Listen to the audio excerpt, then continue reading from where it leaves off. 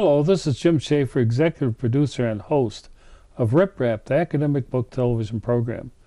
My guest today is Randal Baier.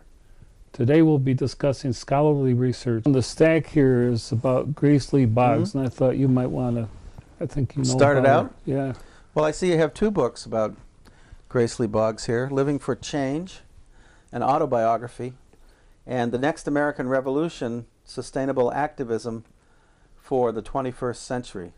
So it looks like she's sort of done a sort of a double effect, looking at the past and up to the present, and then going on and looking into the future.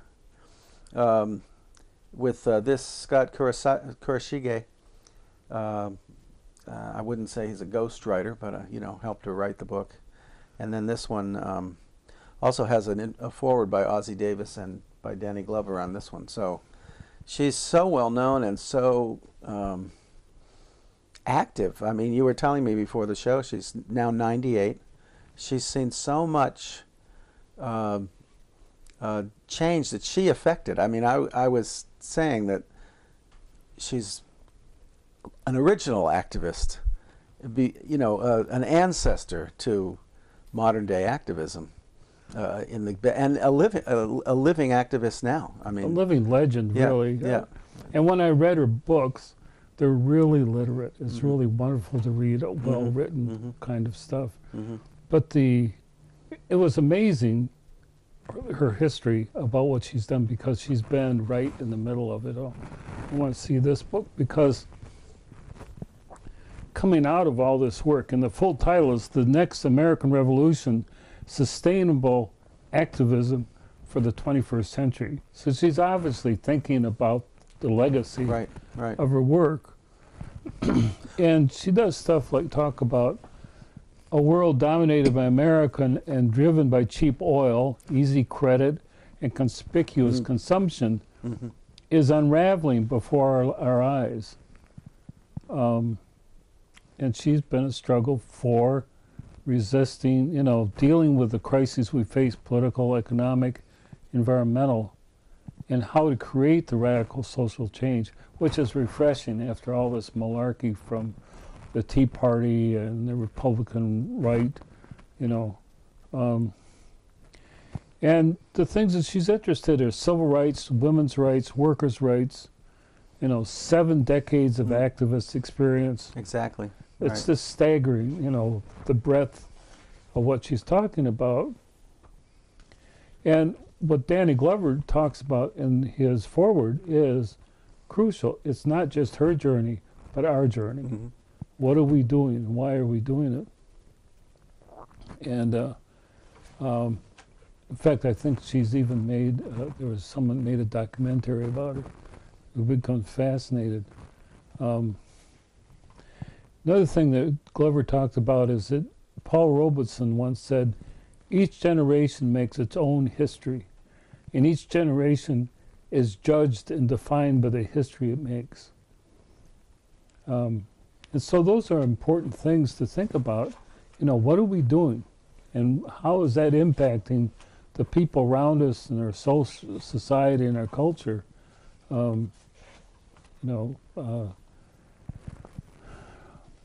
Particularly a time when, this country is facing its own deep crises. Does that mean we just cash it in and go along with the flow? And she obviously doesn't agree with that. Because she's looking at, and they talk about that in the book, is the unity of theory and practice. Not just giving the big words, but how are the big words. Another thing is to reduce the production is to counter the reduction of the production of ideas and knowledge to academics. It has to be broader than that. I think so. Well, there's a long-standing coalition of various groups of people who are working towards effective social change. I think the sustainability it's not just a fad word. I mean, sustainable is on every other cover these days, but in terms of social change and activism and progressive politics and whatnot, I think sustainability is the key, because the real idea is that you undergo a process of of I guess analysis, change, but thinking about how policies in this case, or specific weaknesses in our social structure, inequalities and that sort of thing, can be rectified, but the process of going through that understanding passes along generation after generation. I mean, nowadays there's throwbacks, in a sense, a review of Cesar Chavez, I got stuck on my tongue. The farm workers union of the 60s and 70s, and how that movement was generated from sort of the bottom up, in a way, in a certain way. But there were, issues with it. There were internal gender issues and power issues. But that process was sort of analyzing as you're going forward, or working these issues out. And it, in many ways, it gets replicated in standard politics. But in progressive politics, I don't want to be naive about it, but that sustainability can bring you forward into the next sort of era of whatever social issue is coming to challenge. But she lives in Detroit. Yeah. And Detroit, in a way, is a disaster area. It's declaring bankruptcy. Mm-hmm. The amount of vacant land is equivalent to the city the size of San Francisco. Mm-hmm. But what I like is she reminds people that Martin Luther King called for a revolution of values against the giant triplets of racism, militarism, and materialism. Mm-hmm. This is the thing that I think the term grassroots has much more deeper meaning. Change from the hard work of really getting to know your neighborhood, your people, your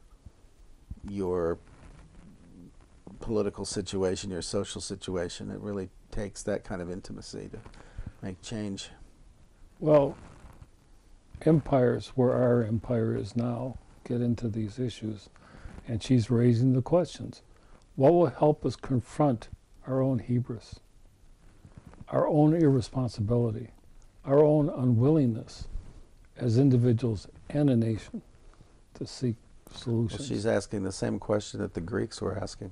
Yeah, as they were coming to an end And and not, thinking, what have we done? Yeah, right, and not questioning the fact that it's hubris already. She also says we live at a dangerous time because these questions are no longer abstractions. Mm-hmm. We must be mindful of the mess we're in and the damage we must do. Mm-hmm. Our political system became so undemocratic and so dysfunctional. We've been saddled with a president, talking about Bush, unable to distinguish between facts and personal fantasies. But that's typical of an empire. Mm-hmm. At this age. You get people that are in a state of complete delusion about what's going on. And also the pursuit of material and technological growth, it's endless, because the empire has to survive. Has to keep generating. And it needs the resources to keep it just that going. has to keep pulling more and more. So I think that, this is some wonderful writing raising these questions again about, what are we doing and why are we doing it that way? Mm-hmm. Mm-hmm. She also mentions, about those that are all concerned with spirituality now.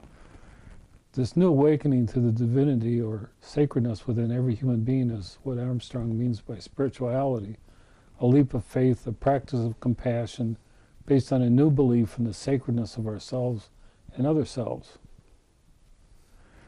Then she says we need to see the distinction between this concept of spirituality and what many practice as religion.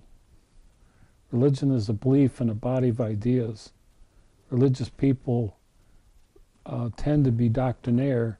They prefer being right to being compassionate. Mm-hmm. And, using that justification, the Medicare benefits have been cut, unemployment benefits have been cut by huge amounts, and there's people.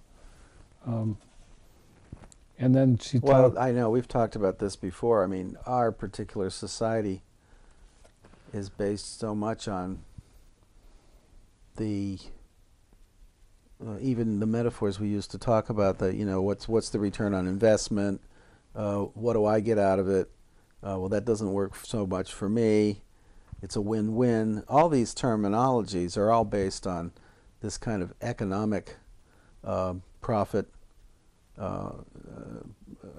Profit assumptions. I mean, it's profitability is kind of what's behind everything, and you don't do something for even sharing equal cost, right? Everything has to have sort of another benefit to it, and that's kind of harmful for social thinking in a way.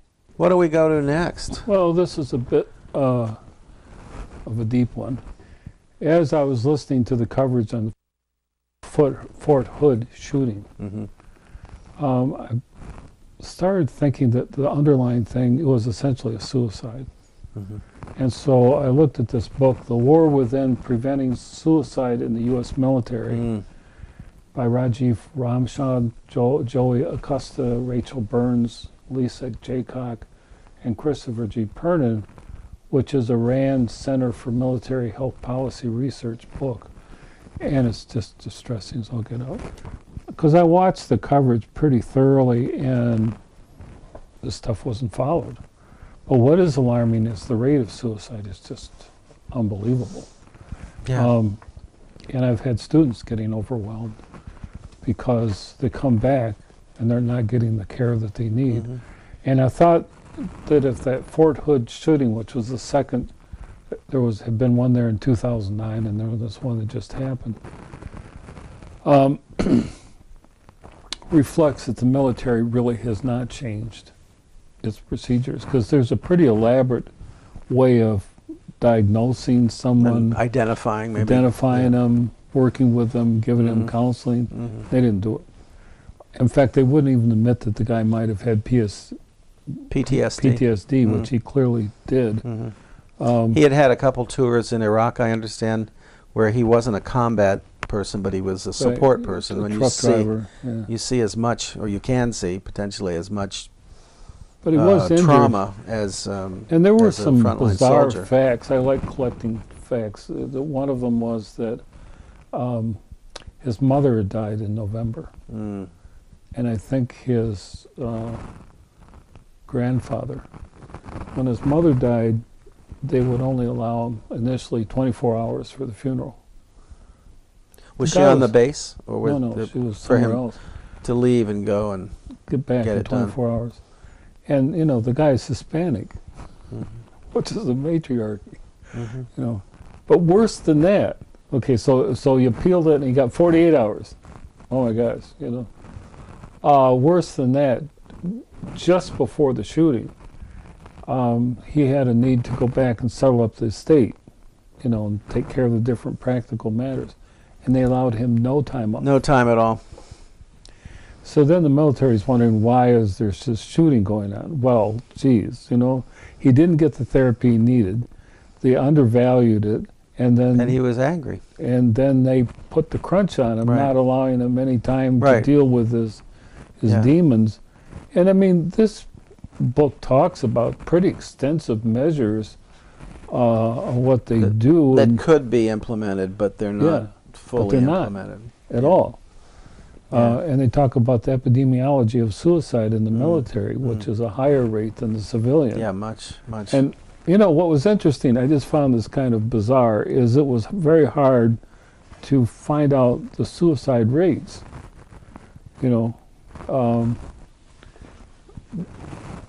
So I kept looking for it, and I really couldn't find it. I found figures that didn't seem to, work out. Like there's this figure of 30,000 a year, but I couldn't tell whether that was through the whole U.S. population or to the military. Through a specific, So I find this kind of weird that, in supposedly quantitative studies, you really can't get the answers to the information that you want. And there's different charts in here and all that stuff. Right.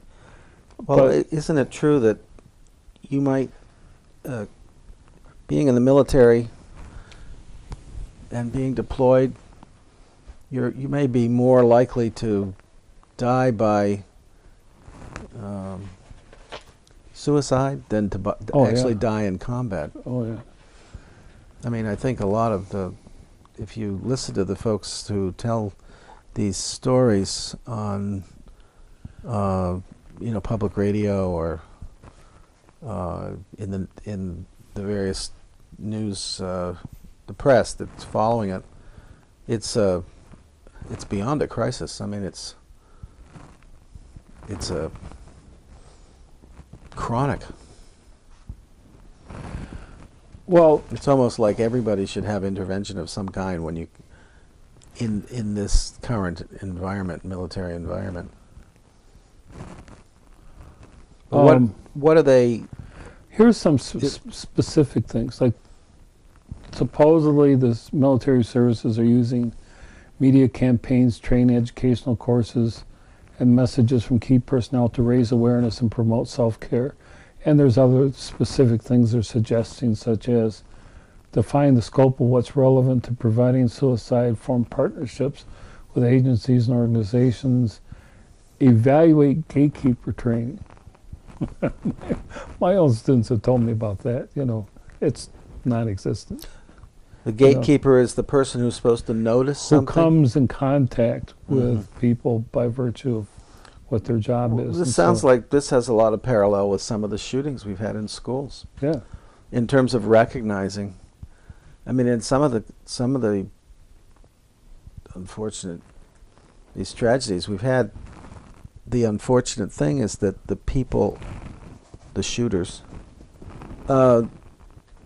were either noticed to be problematic and weren't dealt with, couldn't get care even if they asked it, or a teacher, for instance, noticed that this person was troubled and wouldn't get any feedback. I mean, it's sort of parallel to a classroom teacher having a troublesome student and then not getting any help from the Well, that was the case of Virginia Tech, for example, because I've studied these. Yeah. And an English instructor noticed in the guy's writing and referred to the chair of the department, which then took it to the administrators. It was Nikki Giovanni, if I'm not mistaken, the poet who works there, and noticed had this guy. And then she talked about it here. The university actually took him to court. The court mandated therapy, but the kid didn't have money for the therapy and never got it.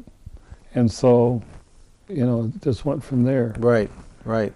But that is the issue. Yeah. It's training the gatekeeper and taking proactive, not reactive stances. Yeah. Here they're talking about, develop prevention programs based on research and surveillance, ensure the continuity of service and care. None of this happened. None of it happened. And they kept, in the media, the guy kept the people, make service members aware of the benefits of accessing behavioral health care. Because there's a bias in the military that if you go to a shrink, you're weak. Yeah, right. What kind of a soldier are you? Well, the irony is that it sounds like they're saying they haven't even had the time, or they haven't even had the opportunity to properly test their model. Because it's not being, they're not even able to use it or to implement it. That's an example where you can have all the models you want, but if there isn't buy-in by the people who are doing it, it's worthless. Right. Mandate training and evidence-based or state-of-the-art practices for behavioral health generally. That wasn't happening. And the head commander kept talking about how he was in the process of PTSD qualification. Well, then someone needs to speed up the process. If you got someone you suspect of PTSD, they can blow up. Well, research has shown, there's like I've triggers read it, maybe, that the trauma that you've gone through that gives you the PTSD is in your body. It's a body experience. And so if there's any trigger that reminds you of what, your body's already reacting. It's not intellectual or emotional decision. You're reacting. And that's the trouble with this, you know. And they talk about develop creative strategies to restrict access to lethal means. Guns, you know. Both shooters in both events for Fort Hood went to the same gun shop. I know, I heard that on the news. Geez, and he was able to bring a gun onto the well, they have a lot base. of trouble, you know. I mean, it sounded like, I mean, it's impossible. They're getting a traffic of 100,000 people a day or whatever. That's the biggest bases in the States. I think 50,000 people live there, but there's 100,000 people go back and forth or something. Yeah, because of the population that works on the base. I mean, so it's, as one of the people said, it's, you know, impossible to think that they could pat down everybody. But they didn't have a, I might get this wrong. He had a concealed. At any rate, he had a gun and a license to have the gun. He had a gun that wasn't. But it's one of those gun regulations things. The guy's obviously mentally unstable. So why does he have a permit? And if he had a permit, it should have been revoked. Yeah. You know. And so there's some really troubling things when I look through this that were answering specifically what I was thinking about when I was watching the coverage on it. Yeah. You know, it's just he just goes and shoots the place up. Does it talk in this book about something like gun control, or are they talking about the underlying causes of suicidal, you know, practice, so to speak, and therefore the aspect of access to weapons? Yeah, but they talk about how really difficult it is in a military base to do that, although they could have made an attempt, you know, and it's that same thing. I wonder how many other violent incidents there have been at Fort Hood between the shooting by the one major, somebody who shot the many people, and then this incident here. If there have been other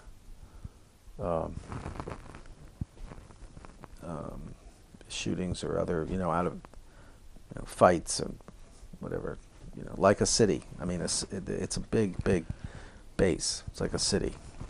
It is a city. And there are, you know, you're going to have crime in any situation like that. This one obviously was somebody went off the deep end, but I wonder if there have been other incidents that are not making Here's an interesting thing. Most recent evidence suggests that approximately 3% of members of the active component military service had attempted to kill themselves since joining the military. 3%. You know, and like I said, I also found it interesting that it was so hard to get cumulative figures. What they tend to do is resolve it on a percentage basis, you know, like 4.6% or 3.3% or 3.8%. But the numbers are really hard to come by in looking at it. Like the rate in the Marine Corps was 19.3 per 100,000 for those aged 35 to 44. Well, what does that mean in terms of total? I mean, you know, you've studied quantitative research. It's meaningless if you only have one part of the statistic. Well, I think you've got a book down here that talks about how to read statistics and how to interpret interpret data. Yeah, but you're right. All the statistics in the world. Well, it sounds like one of the themes is things keep repeating. Why do they keep repeating? Why are the same problems? Well, and a key thing in their conclusion is to identify those at high risk. That would seem to be kind of an important thing to do, you know.